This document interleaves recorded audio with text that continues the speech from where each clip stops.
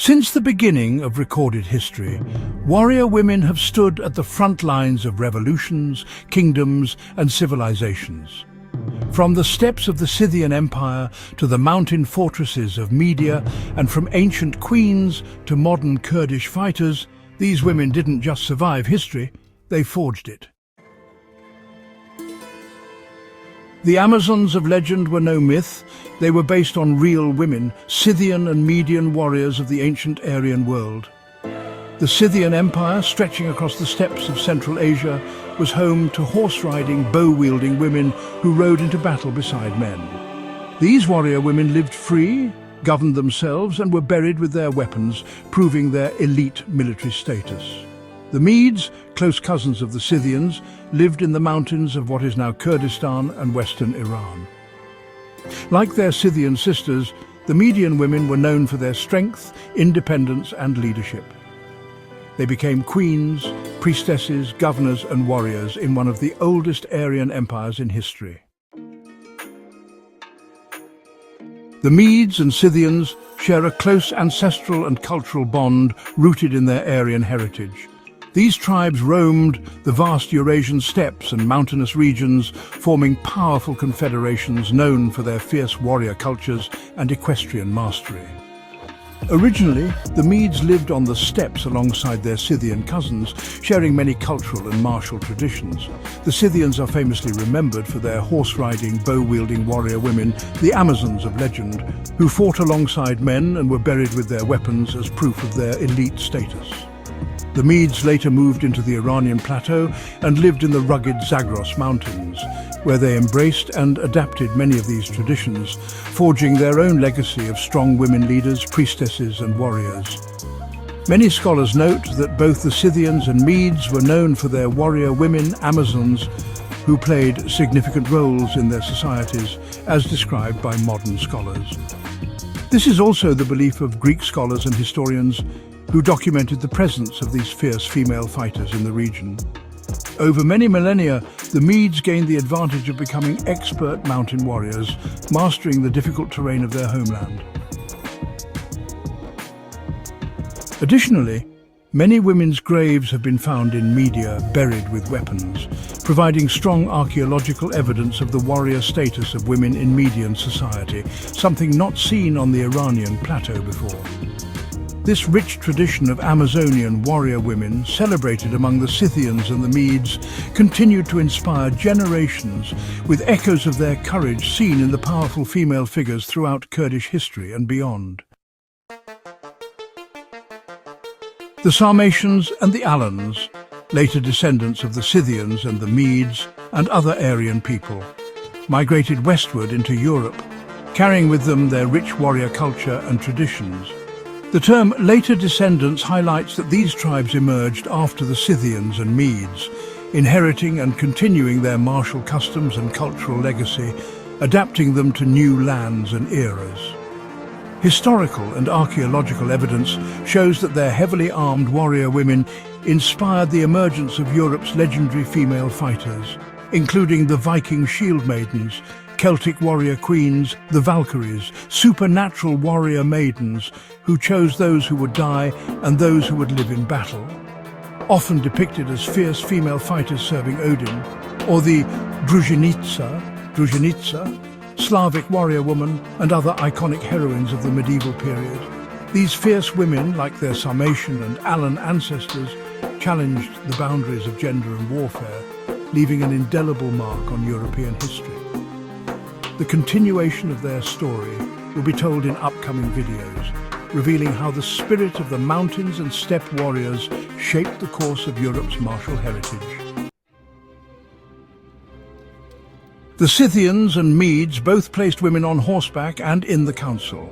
Their daughters learned to fight as early as they learned to walk. In both cultures, a woman could be a general, a priestess, or a queen, and often all three.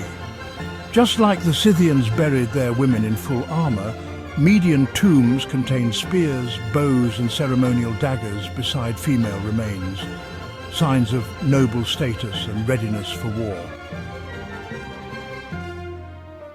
In the heart of an ancient fortress once ruled by the Median horse lords, buried beneath centuries of dust and stone, scholars have found a series of clay tablets etched in a forgotten script. Among them was a rare treasure, the world's oldest known manual on horse training.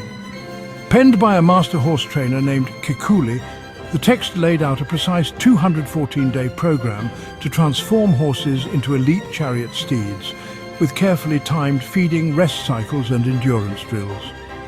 Though Kikuli originally served under the Mitanni, it was the Medians who preserved and perfected this knowledge, carrying it forward as part of their proud equestrian tradition. Their mastery of horsemanship echoed across the plains of the ancient world, fueling the rise of empires and the thunder of war chariots. And now, through these ancient tablets, the wisdom of the Median horsemasters rides again, from clay to legend, not only for war, but as a symbol of honor and noble valor, especially for their warrior women. Queen Tomyris was a legendary Scythian warrior queen with strong ties to the Medes. When Cyrus the Great sought to expand his empire, he carried out a surprise attack that killed Tomyris' son during what was supposed to be a negotiation. Enraged by this betrayal, Tomyris led her armies into battle against Cyrus's forces. After a fierce and decisive fight, she emerged victorious. According to the historian Herodotus, Tomyris personally took Cyrus's severed head and dipped it into a wineskin filled with blood, declaring that she would give him his fill of blood. This dramatic act was a powerful statement of vengeance and justice. It symbolized Tomyris' fierce justice and unyielding spirit, making her a timeless icon of courage and resistance. Tomyris remains an enduring part of the legacy shared by the Scythians, Medes and the Kurdish people generations later. Zarinaya, the legendary queen of the Saka, a powerful tribe of the Scythians, was one of the fiercest women warriors of the ancient world. Renowned for her beauty, wisdom and unmatched skill in battle, she led her people with iron resolve. Zarinaya is recorded in classical sources, most notably by Diodorus Siculus, as a ruler who personally commanded armies and struck fear into her enemies. In the early years of her reign, Zarinaya led the Saka in multiple campaigns and famously defeated several Median armies, asserting her tribe's power and independence against one of the first and most established Aryan empires of the time. But Zarinaya was not only a warrior, she was also a visionary leader. Rather than pursue endless bloodshed, she later married into the Median royal family, forging an alliance that turned former enemies into powerful kin. Her marriage was more than a political union. It was a symbol of what diplomacy and respect could achieve between proud warrior nations. With it, she helped shape a new era of Scythian-Median cooperation, allowing the fierce traditions of the steppe and the mountain to merge in harmony. Zarinaya's legacy lives on as a model of courage and intelligence, blending the battlefield's fury with the throne room's grace. She proved that a woman could be both conqueror and peacemaker, and her story remains a defining chapter in the legacy of warrior queens. Zarina was the daughter of a revered Zoroastrian priest in ancient Media, born into a world where spiritual guidance and martial valor were deeply intertwined. Raised within the sacred traditions of Zoroastrianism, she embodied both the religious fervor and the fierce warrior spirit that defined Median society. Emerging as a remarkable military leader, Zarina commanded Median warriors with a unique blend of spiritual authority and battlefield prowess. Her leadership was not only strategic but inspirational. She instilled in her soldiers a profound sense of purpose, grounded in light, truth, and resilience. Zarina believed that if the light shines behind her, she could face the darkness, even if it comes from a small candle. This powerful sentiment reflected her belief in the strength that even a small beacon of hope and faith could provide in the face of overwhelming adversity. Zarina's role as both a priestess and commander highlights the integral role women held in Median culture. Where spiritual and martial duties often blended, she stands as a testament to the spiritual depth and military might of Median women, whose influence extended beyond the battlefield into the very soul of their people. Her legacy endures in Kurdish oral tradition as a symbol of unwavering faith, courage and leadership. Qualities that continue to inspire women, warriors and leaders in the region today. In ancient media, some women bore the revered title of Pir Shaliar, sacred priest warriors entrusted with both spiritual and military duties. These women were not only guardians of religious rituals and traditions, but also held significant power as advisors, judges and leaders within their communities. The role of the Pir Shaliar was unique in blending the sacred with the martial, symbolizing a balance of wisdom and strength. Women who held this title stood shoulder to shoulder with men, wielding influence that shaped political decisions and guided tribal justice. Historical accounts and Kurdish oral traditions describe the Pir Shaliar women as protectors of ancient rites, keepers of sacred knowledge and mediators during conflicts. They played key roles in maintaining social order and leading defensive actions when their tribes faced external threats. Their presence reflects the deep respect for female authority in Median society, where women could be both spiritual custodians and fierce protectors of their people. The legacy of the women Pir Shaliar endures in Kurdish cultural memory as a testament to the ancient tradition of empowered female leadership and the harmonious fusion of faith and valor. This story is only the beginning. We will soon meet other extraordinary women, warriors and leaders from our history, each carrying forward the same spirit of courage, wisdom and resilience. The legacy of the Pir Shaliar is alive and will be seen again in the remarkable women who shaped our past and continue to inspire our future. Princess Amytis of Media was born in Ecbatana, the heart of Media, as the daughter of King Cyaxares and sister to Astyages.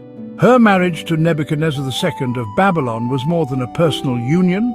It represented the merging of two great empires, Median and Babylonian. According to ancient accounts, including those of Berossus and Josephus, Nebuchadnezzar created the legendary Hanging Gardens to comfort Princess Amytis, who missed the green mountains of her homeland. The gardens, counted among the seven wonders, were designed to remind her of Media's terraced hills and to display Babylon's magnificence. Historically, Princess Amytis is a symbol of political diplomacy. Her marriage cemented a vital alliance between the Medes and Babylonians after the fall of Assyria. She also stands for cultural influence, remembered in legend as the inspiration for one of the ancient world's most iconic wonders, the Hanging Gardens. While archaeological evidence for the gardens and for Amytis herself is scarce, the stories that remain continue to keep her memory alive. The story of Princess Amytis, woven from love, politics and culture, shows the remarkable influence a Median woman could wield at the highest levels of history. Mandana of Media, daughter of King Astyages, the last sovereign ruler of the Median Empire, was, honestly, a pivotal figure in shaping ancient history. Through her marriage to Cambyses I of Anshan, she united the royal bloodlines of the Medes and Persians, weaving together two powerful branches of the ancient Aryan world. Mandana became the mother of Cyrus the Great, founder of the Medo-Persian Empire, later called the Persian Empire by scholars. Her union with Cambyses I wasn't just a royal marriage. It was a strategic alliance that merged two civilizations and laid the foundation for one of the greatest empires in history. Raised in the royal court at Ecbatana, Mandana carried with her the traditions, wisdom and spiritual values of the Medes. Her presence at the heart of the new empire ensured that Median heritage, culture and identity remained a central pillar of its foundation. Through her, the spiritual and noble legacy of the Medes flowed directly into Cyrus's leadership and vision. As the matriarch of the Medo-Persian Empire, Mandana's legacy endures as a symbol of unity, nobility, and really the vital role of women in shaping the course of empires.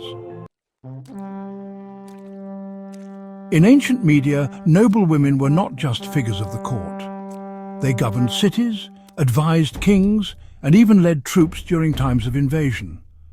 Their rigorous training in both politics and warfare made them, honestly, indispensable leaders within the kingdom. Shahbanu was the daughter of Yazdegerd III, the last emperor of the Sassanid Empire. whose reign ended with the Muslim conquest in the middle of the 7th century of the Common Era. Her ancestry traces directly back to the ancient Median royal lineage, which is one of the oldest and most revered bloodlines in the Middle East. When the Muslims conquered Iran, the conquerors often forcibly intermarried with the royal bloodlines that remained, blending ancient heritage with the new Islamic leadership. Shah Banu's marriage to Imam Hussein, the grandson of the holy prophet of the Muslim beliefs, really symbolizes this historic fusion between the ancient Median bloodline and Islamic spiritual leadership. She became the mother of Ali Zayn al-Abidin, the fourth Shia Imam, intertwining Median heritage directly with the family of the Holy Prophet. By choosing to deliberately embrace Shia Islam, Shah Banu sought to preserve the distinct identity of the Iranian people and protect them from complete assimilation into Arab culture.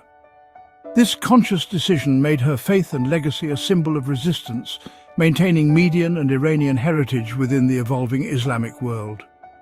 Many members of the Median and Sassanid nobility actually fled to Europe during this time, where they established new royal lineages. A rich history that really deserves its own story and will be explored in a future video. Her story stands as a powerful testament to the endurance and influence of the oldest lineages, highlighting the lasting role of Median and Kurdish women as cultural and spiritual guardians through centuries of upheaval. After the death of her husband, and during the minority of her grandson An-Nasir Yusuf, Daifa Khatun assumed the regency of Aleppo. She ruled in her own name for 6 years, making her one of the few women in Islamic history to govern a major city independently. Her reign was marked by careful diplomacy. She balanced rivalries between different branches of the Ayyubid family, navigated the looming threats from Crusader states and the Khwarezmians, and kept Aleppo stable and secure during a critical period. Daifa Khatun was also a major patron of architecture and education. She founded one of the most beautiful and influential madrasas in Aleppo, the Firdaus Madrasa, completed in 1236. It was a stunning complex that included a mosque, a religious school, and a mausoleum. Built in the traditional Aleppine style, it still stands today as one of Aleppo's finest medieval monuments. Daifa Khatun died 1242, was an influential Kurdish Ayyubid princess and regent of Aleppo. She was both the niece and daughter-in-law of Saladin. Her father was Saladin's brother, and she married Saladin's son, Az-Zahir Ghazi. Daifa Khatun's legacy endures in the city she helped shape. Daifa Khatun is remembered as a visionary leader and a protector of Islamic learning and urban development. She defended against the Khwarezmians, barbaric Turkic warriors displaced by the Mongols. As a Kurdish woman, ruling one of the most important cities in the Islamic world, her story really challenges common assumptions about medieval gender roles. She combined political wisdom, religious devotion, and a commitment to public service. Her life stands as an inspiration alongside other great Kurdish and Median women such as Lady Adela Jaf, Fatima al-Fihri and Shah Banu, showing that women from this lineage have long played key roles in leadership and cultural preservation. The story continues in Chapter 2, where we'll follow the noble women who carried this spirit into battle. Don't miss the next video.